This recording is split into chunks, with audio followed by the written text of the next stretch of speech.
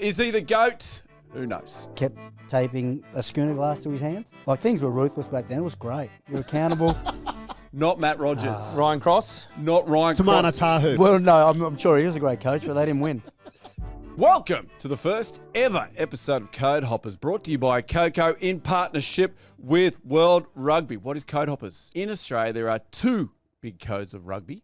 There is Rugby Union and Rugby League. And there have been people over the years that have managed to climb to the top of both League and Union. Yes, Drew. But not just in Australia, Prof. New Zealand as well. We're going to touch on a few Kiwis and also English. Our first code hopper for today is a man that they call SBW, Sonny Bill Williams. The ultimate mercenary, went back and forth from Rugby Union to Rugby League for many years. Let me give you some of SBW's stats. He was at the Canterbury Bankstown Bulldogs from 04 to 08. 73 appearances, including a grand final win, you remember, in 04. But then he went to Rugby Union. He was at Toulon. Do you remember that? The scenes at the airport? Yeah, he walked out, Walked out on the old Bulldogs, and they were chasing him at the airport. Then he went to Canterbury in 2010. Then he went to the Crusaders 2011. Then he was at the Chiefs 2012, 2014 to 2016. Was there a few premierships in there? Yeah, there would be. Chiefs and maybe Crusaders. I don't know if he did. They got beat, didn't they, by the Reds? 2011. Testing my memory there. Yeah. Then made his way back to the Chooks. Uncle Nick Politis got him another premiership there for him. And a couple of cars, I reckon. I reckon you're right. He was at the Blues. He was at the All Blacks, which we remember, obviously, 2010 to 2019, including World Cup. Yep. Two World Cups. 2015, he was in that. That's where he gave his medal away after the game. That was good when you lose that final and he's just giving his medals away. Yeah, we should have jumped the fence. And asked for it. Yeah. Boys, Sonny Bill Williams, what does he mean to both League and Union in here, in Australia and New Zealand? Swoop. Well, I guess he was just a big profile of the game. I think he inspired a lot of the younger generation to be able to play both codes, but also kind of brought a new element to the game, particularly with his offload footy. I mean, he was a hard attacker to bring down. I think you'd probably have to focus two-man on his attack, but his ability to get the ball away in contact was second to none. Mm. Yeah, I mean, I think in terms of all these guys that we're going to go through, I think Sonny did it probably the most seamlessly because he went back and forth a number of times between the two. A lot of these guys that we'll talk about in future episodes may have transitioned just once, or maybe they went back to league at the end of their careers. But Sonny was sort of going back and forth a number of times throughout his career and did it really well. I think if you speak to any of the guys that he played with, the one thing they'll talk about is his preparation, his discipline, and I guess the standards that he drives. And that was just something that I think, again, hearing former teammates of his talk about is that he really set an example and something for them to really aspire to. Now, you guys spent a lot of time at Toulon, but obviously you were a few years after Sonny. Yep. Was there still a presence from Sonny at that club? Did he make a big imprint on Toulon and the town? Yeah, he did. I mean, he's iconic, I think, as far as when you look at World Rugby, there's a few people that even when they finish, they've still got that brand, and he's one of them. At Toulon, we went back for our 10-year The Hall of Fame. The Hall of Fame. Okay. It was the Hall of Fame. So we went back for Toulon started Hall of Fame, and Sonny was invited as well. And the crowd there still love him and get around him, and so he obviously had an impact there as well.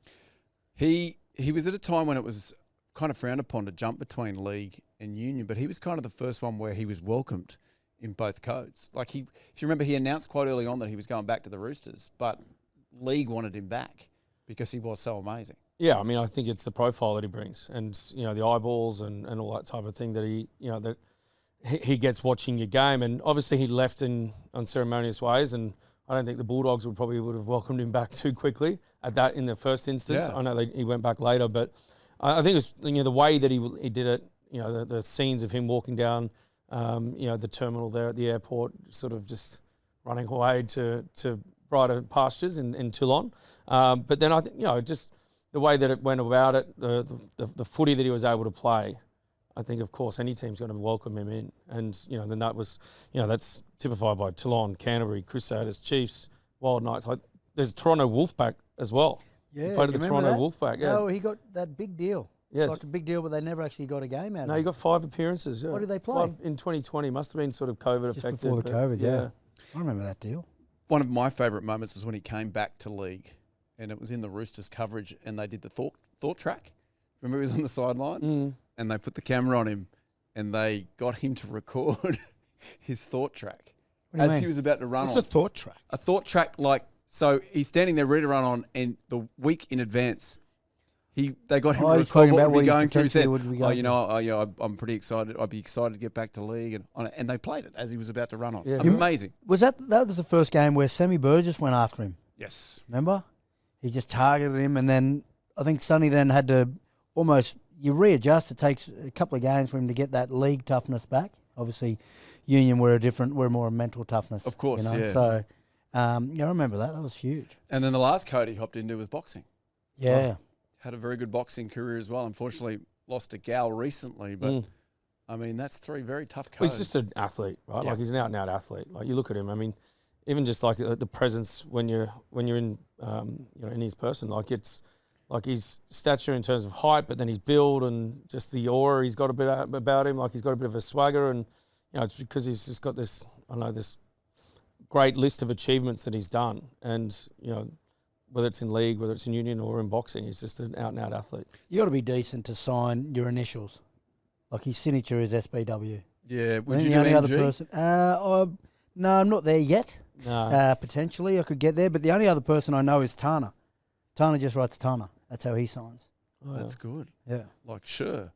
exactly like sure, but rugby. Yeah, of course. Let me ask you this last one. There's a bit of chat around Payne Haas, who is currently probably the best forward in rugby league and making the transition into union. Obviously, Potentially, it's not announced. Is it? we don't And know. also the best front rower, arguably, Who are you saying is better than Payne Haas? Tapani.